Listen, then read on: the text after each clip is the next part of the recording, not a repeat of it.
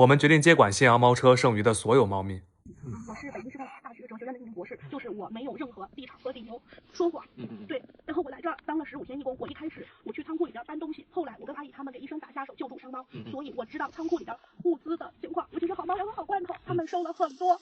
我也知道这屋子里伤猫病猫的情况。他一直在这儿，完全不管伤猫和病猫的情况，他只要他一来，他就会就拿我来说吧，他就会指使我，你去产猫砂换尿垫，我就告诉他，我说有伤猫病猫，然后他说不产猫砂不换尿垫他们会臭，但是伤猫不管。他们不会死，不要管他们，就去产猫砂换尿垫，做面光的工资，他就是这样的。然后我们来做义工，我一天在这10几个小时，从9点到夜里11点，天天累得腰酸背疼。阿姨今年62了，对，200天天累得腰酸背疼的，住在这边小破房子里边，我就想让他们活下去，我就想让他们活下去。我们跟他没有任何利益关系，但是他从来没有说这熊猫生病了怎么样，受伤了现在怎么样，从来就没有，天天对我们脸色看，我们俩就说，我们就不走，我们就要在这儿，我们俩就说，因为你们在这里能监督他，我就监督他，我就说我不走，我就跟他说，我们就在这吃点盒饭，我们就不走，我们为了这些毛孩子。在我和小智知道信阳猫车事件过去送粮的时候，就有关系好的品牌方劝我们，送完粮赶紧走，别趟那浑水。可是我和小智都觉得，凭什么好人要向黑暗低头呢？我们知道大多数好心人都是真正关心这些毛孩子的，但也有个别人眼里只盯着送过来的钱和物。在这中间我们确实有很多疑问。首先是猫咪的数量，在我们到现场之前，从各个地方了解到的都是2000多只猫狗。协助志愿者们把猫咪转移到新场地以后，我们又询问现场的志愿者，告诉我们是1800只，后面又说是1350只左右。可是我们还是觉得猫咪没有那么多，所以我们和陈医生他们一起，每个人都去数了一遍，最后核对出来的是现场一共996只猫，再加上被送到医院去的，一共是1050只左右。后来猫瘟爆发了，加上他们当中有很多都受了严重的外伤，猫咪开始出现大面积死亡。12月9号统计现场猫咪数量剩余684只。12月11号直播的时候，我们就非常生气，然后透露了这个数字。紧接着我们就收到消息，现场有人在到处搜罗猫咪，偷偷混进去。于是12月12号，我们连夜赶到信阳，重新数了一遍现场的猫咪，变成了720只。不能够吧？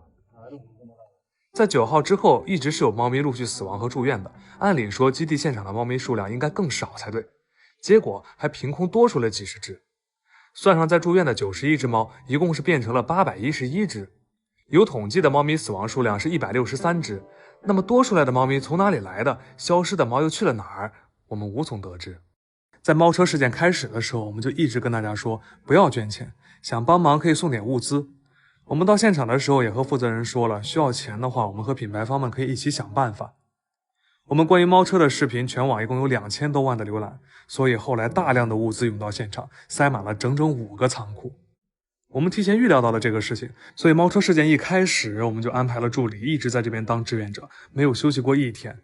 我们希望能尽量盘清楚物资的数量，但是现场大家也能看到，品牌方们送过来的东西都有固定数量可以核对，但是个人送过来的东西数量同样是非常庞大的，而且完全无法核对。看着猫咪一只一只的往医院送，大笔大笔的筹款花出去，有些猫咪生病了，状态已经很差了，送到医院去还被做了绝育。你看这个可小的猫就是绝育，头天这么小，第二天下午就死了，我亲眼看见的。我知道了这个事情，所以不允许绝育的事情也是我们叫停的。我们叫停了以后，确实没有再做过绝育，这个事情是我们知道的。但是在这之前死了很多的猫。对，我跟小智其实早就预料到了，一定会有人从中牟利的，但只要猫能有一个好的结果就行。可是猫的命没有被真正当回事，这是我们无法接受的。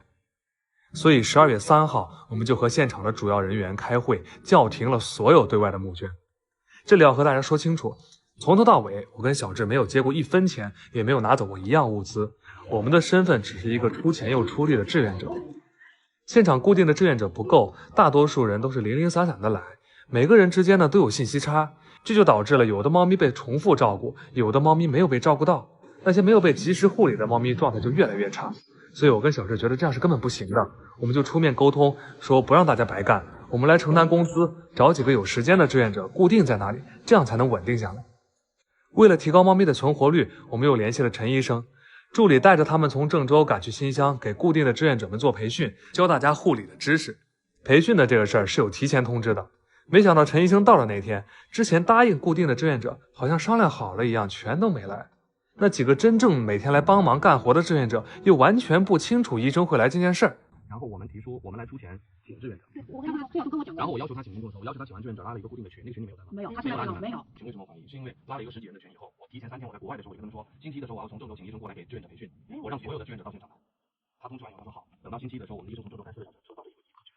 没有看见的，因为他们去跟医生说现场没有志愿者，对我们这边我们感受到的是没有医生，所以就是有人把你们给隔开了，这就是当时我的判断。我说一定是有人在中间。对，我就想这医生怎么不进来看呢？对，因为他们告诉医生说现场1个志愿者都没有，我们一俩都在。这不得不让人怀疑当中是不是有人在动手脚。前后这么多事儿，再加上猫咪的数量也出现问题以后，我和小智就商量决定，12月13号开始正式接管信阳猫车剩余的所有猫咪。之前累计的捐款共计162090块5毛2，全部都已经被原先的负责人用于猫咪的医疗和物资采买，我们没有也不会去碰1分钱。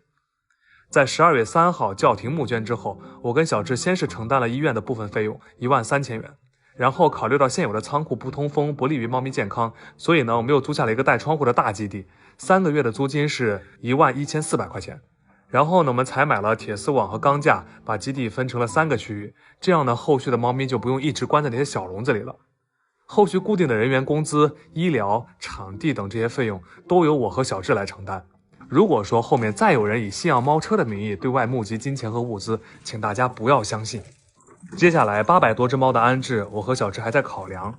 目前呢，我们希望有更多的好心人过来领养，有能力的基地呢，可以分流一部分出去。后续这些猫咪的情况，我们全部会在账号小风小智与信阳猫车中更新，感谢大家的持续关注。这次开了20个小时的车，带8条来了福建厦门。8条很清楚自己是来上班的，又是试吃又是测猫砂，格外的卖力。上班累了，他就回小车里采奶放松一下，然后喝口水休息休息。万没想到，努力工作的8条居然还挨了一逼斗，直接都给他打成表情包了。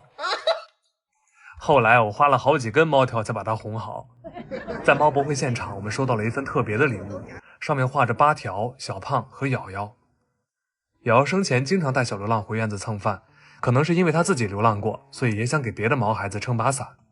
我们从来没有觉得瑶瑶真正离开了，这次来厦门，我们也带上了她。我们会联合赞乐品牌方，以瑶瑶的名义给鼓浪屿上的小流浪们捐猫粮，把瑶瑶的爱传递下去。直播完休息了1天，然后我们就带着8条坐船到鼓浪屿上给小流浪们送猫粮。万没想到，淡季的鼓浪屿上也有这么多人。还好8条是个社牛，一路都悠哉悠哉地趴在小车上东张西望。走了一会儿，我们到了沙滩，8条赶紧从小车上跳下来。这么大的天然猫砂盆可给它激动坏了。不过文明小猫肯定不会随地上厕所的。小跳，猫砂盆在这儿，小跳，猫砂盆在后面。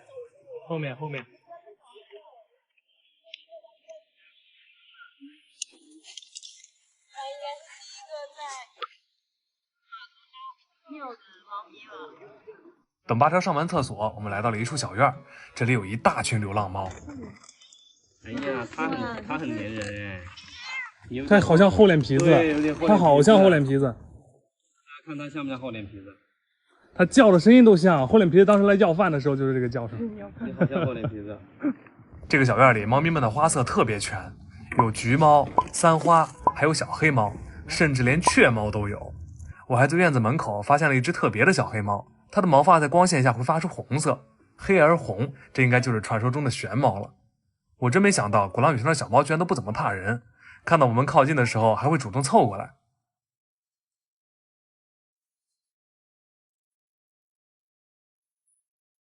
团伙打劫了！都说白猫的地位低，确实是很明显。其他猫都在吃东西，就这个小家伙在旁边坐着等。没办法，我们只能单独给他喂了好几根猫条。投喂完它们，我们还要接着去鼓浪屿上的流浪动物救助点，之后还要把猫粮都送到那边去。走了好几个小时，真是累得不行。这个时候太羡慕8条了。终于到了。这次我们会联合赞乐品牌方，以瑶瑶的名义向鼓浪屿上捐赠562万克的猫粮，其中包括大家在直播间里辛苦点的520万赞，以及线下积攒活动将近40万。我们真心希望通过我们的行动，可以带动更多有爱心的人来关注、保护流浪的毛孩子。我们相信爱会一直传递下去的。